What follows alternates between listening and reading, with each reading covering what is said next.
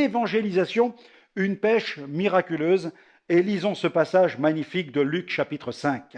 Comme Jésus se trouvait auprès du lac de Génézareth et que la foule se pressait autour de lui pour entendre la parole de Dieu, il vit au bord du lac 2 barques d'où les pêcheurs étaient descendus pour laver leurs filets. Il monta dans l'une de ces barques qui était à Simon, et il le pria de s'éloigner un peu de terre. Puis il s'assit, et de la barque il enseignait la foule. Lorsqu'il eut cessé de parler, il dit à Simon, « Avance en pleine eau et jetez vos filets pour pêcher. » Simon lui répondit, « Maître, nous avons travaillé toute la nuit sans rien prendre, mais sur ta parole, je jetterai le filet. » L'ayant jeté, ils prirent une grande quantité de poissons, et leur filet se rompait. Ils firent signe à leurs compagnons qui étaient dans l'autre barque de venir les aider. Ils vinrent et ils remplirent les 2 barques au point qu'elles enfonçaient. Quand il vit cela, Simon-Pierre tomba aux genoux de Jésus et dit, « Seigneur, retire-toi de moi, parce que je suis un homme pécheur. » Car l'épouvante l'avait saisi. Et lui et tous ceux qui étaient avec lui, à cause de la pêche qu'ils avaient faite. Il en était de même de Jacques et de Jean, fils de Zébédée, les associés de Simon. Alors Jésus dit à Simon, « Ne crains point, désormais tu seras pêcheur d'hommes. » Ayant ramené les barques à terre, ils laissèrent tout et le suivirent. Amen. Dans la première partie de ce sujet, nous avons vu les points suivants. La mer, qui est tout un symbole. Le modèle pour l'évangélisation, c'est la personne de Jésus. Alors nous allons poursuivre maintenant avec d'autres points importants que nous enseigne ce passage. La disposition de cœur. La disposition de cœur, c'est extrêmement important. Et il y a un prix à payer dans toute évangélisation.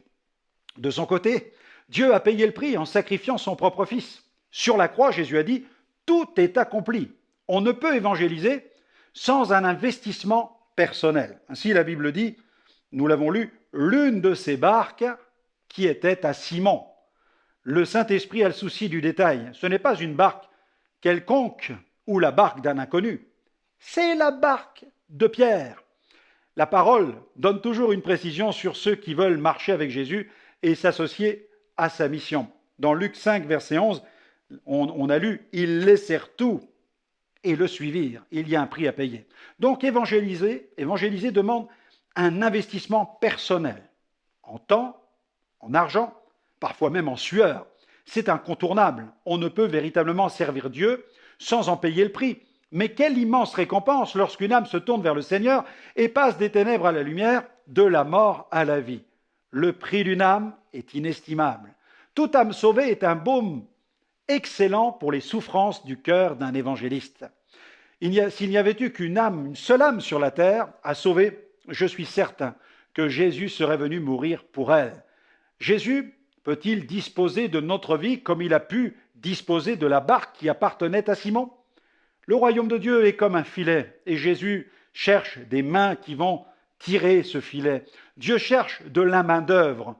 Voilà ce que l'apôtre Paul pensait à ce sujet. Dans Acte 20, verset 24, il écrit « Mais je ne fais pour moi-même aucun cas de ma vie, comme si elle m'était précieuse pourvu que j'accomplisse ma course avec joie et le ministère que j'ai reçu du Seigneur Jésus d'annoncer la bonne nouvelle de la grâce de Dieu. » Voulez-vous être ces mains qui vont tirer le filet ?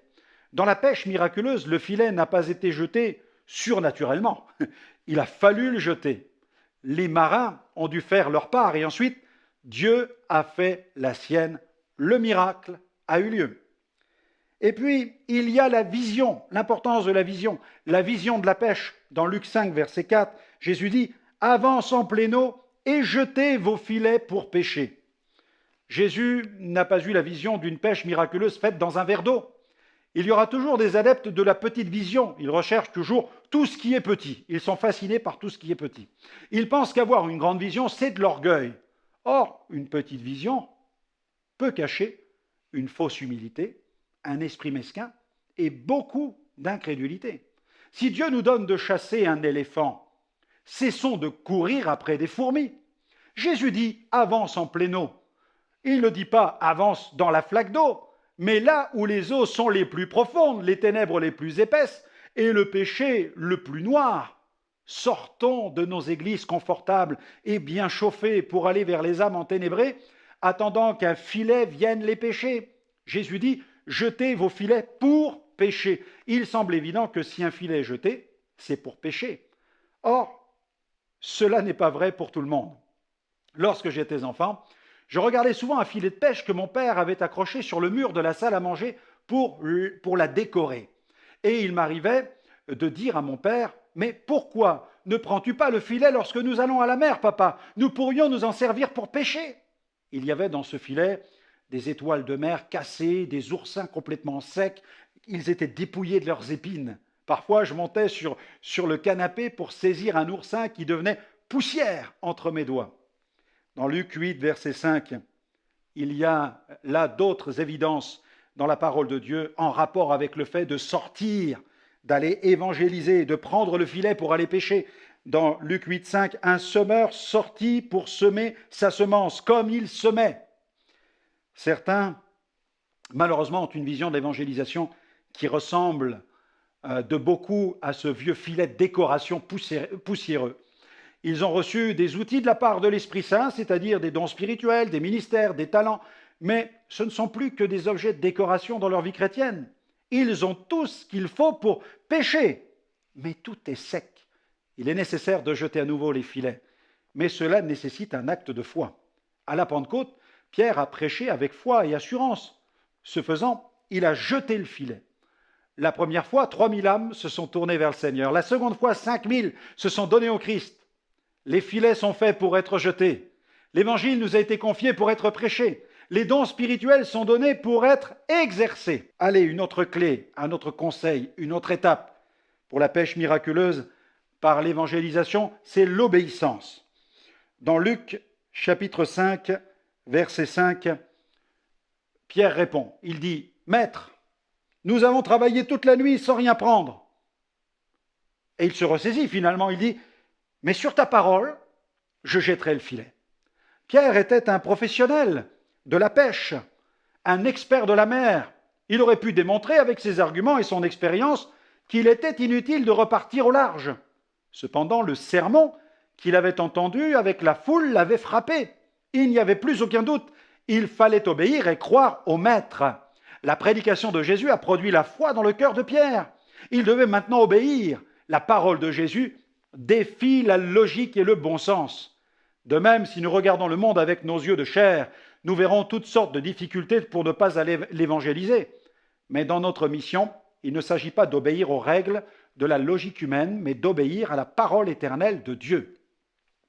La Bible dit dans Romains 10, verset 17, « Ainsi la foi vient de ce qu'on entend, et ce qu'on entend vient de la parole de Christ. » Dans Hébreux 11, verset 1er, « Or la foi est une ferme assurance des choses qu'on espère, une démonstration de celles qu'on ne voit pas. » Autre passage, Hébreux 11, verset 3, « C'est par la foi que nous reconnaissons que le monde a été formé par la parole de Dieu, en sorte que ce qu'on voit n'a pas été fait de choses visibles. » L'obéissance à l'ordre donné a été immédiatement suivie d'effet. Luc 5, verset 7, « Leur filet se rompait. » Le succès dans l'évangélisation n'est possible qu'à la condition d'obéir d'une manière inconditionnelle à la parole de Dieu.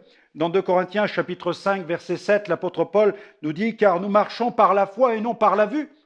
Les promesses de Dieu sont oui et amen. Ce que Dieu dit, sa main l'accomplit. » Le Seigneur attend de ses disciples qu'ils jettent les filets, même si les circonstances sont mauvaises et défient la logique humaine. N'imaginons pas des filets vides. N'imaginons pas des échecs. L'incrédulité, c'est un anti-foi. Croyons et jetons les filets, évangélisons. Le Seigneur ne nous a pas demandé de convertir le monde, il nous a demandé d'évangéliser le monde.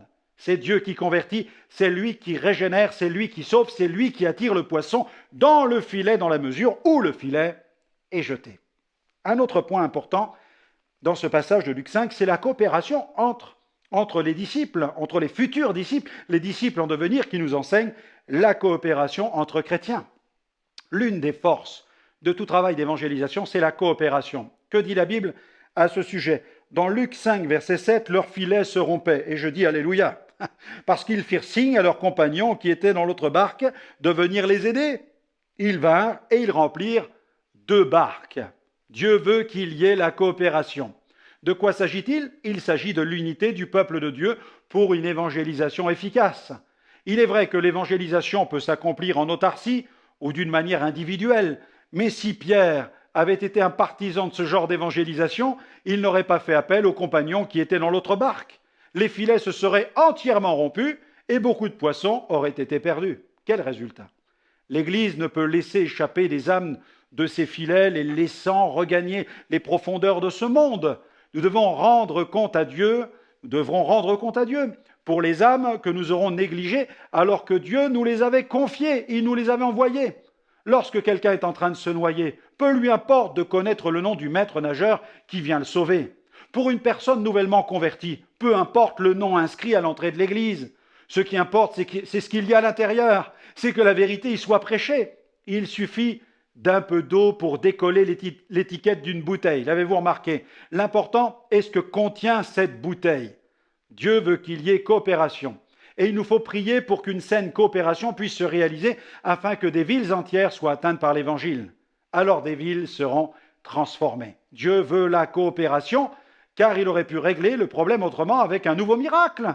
Par exemple, il aurait pu empêcher que les filets ne se rompent. Ou alors, il aurait pu empêcher que la barque ne s'enfonce.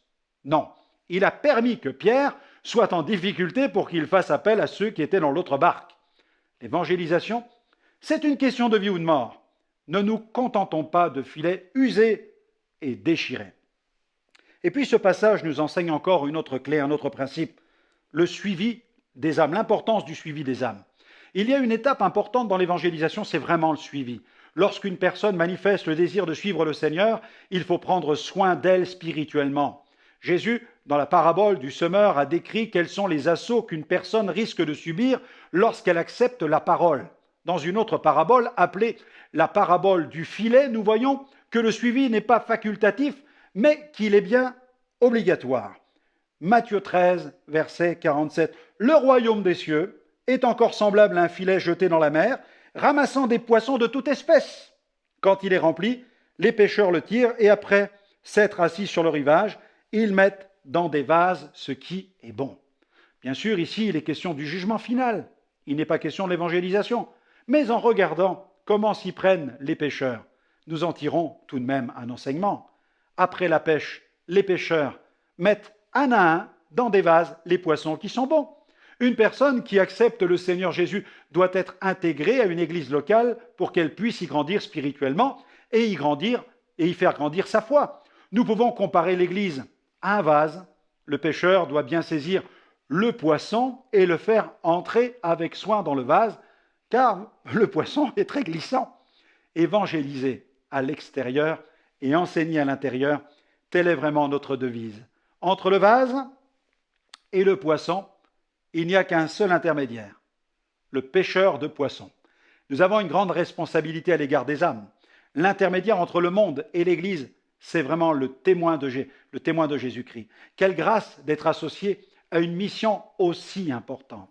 Pierre a été bouleversé en vivant une telle expérience.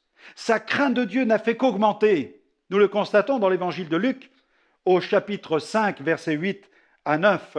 Simon-Pierre tomba aux genoux de Jésus et il dit « Seigneur, Seigneur, retire-toi de moi, parce que je suis un homme pécheur. » L'épouvante l'avait saisi et tous ceux qui étaient avec lui, à cause de la pêche qu'ils avaient faite.